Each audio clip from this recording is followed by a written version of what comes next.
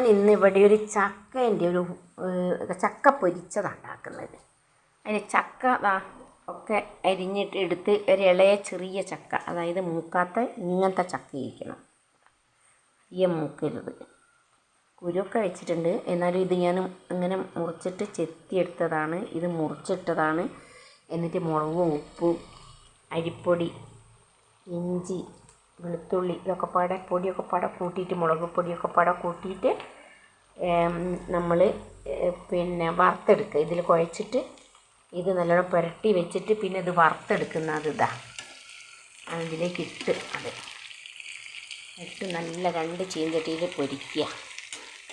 ആദ്യം ഒന്ന് പൊരിച്ച് ഒരുവിധം മൂപ്പായത് ഇതിലേക്ക് ഇട്ട്, അതിൽ നിന്നും വേഗം പൊരിയട്ടെ, തിരക്കുണ്ട് കുറച്ച്, അതുകൊണ്ട് വേഗം ഒന്ന് ചെയ്യാം.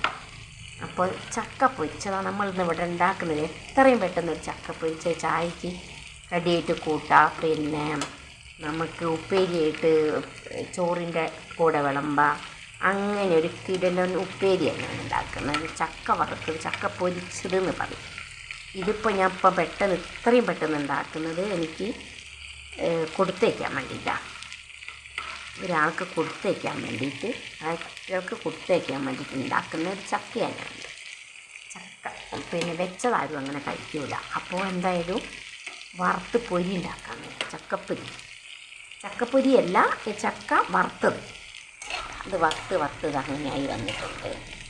ഇത് നല്ലോണം വറുത്താൽ ഉണങ്ങി വരുമ്പോൾ നമുക്കൊരു പാത്രത്തിലേക്ക് കോരി വെച്ചിട്ട് കുപ്പിയിലാക്കി വെച്ചാൽ മതി. എന്നാലും നമുക്കതെടുത്തിട്ട് ചായക്ക് കൂട്ട് നല്ല രസമായിട്ട് ഇത് തിന്നാൻ.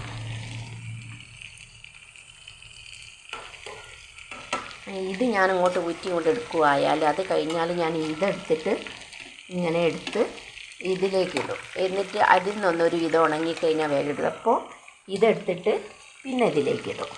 അങ്ങനെ വേഗം പെട്ടെന്ന് വറക്കാൻ വേണ്ടിയിട്ടുള്ള ഒരു ചായക്ക് 4 മണിക്ക് കൂട്ടാൻ വേണ്ടിയിട്ടുള്ളൊരു പൊരിയാണ് ഞാൻ ഉണ്ടാക്കുന്നത്.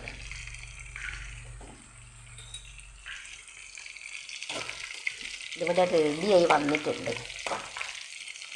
ചെറിയ കണ്ടോ? അങ്ങനെ ഒരു ഒച്ച ഉണ്ടായാൽ നമുക്ക് അത് എടുക്കാം.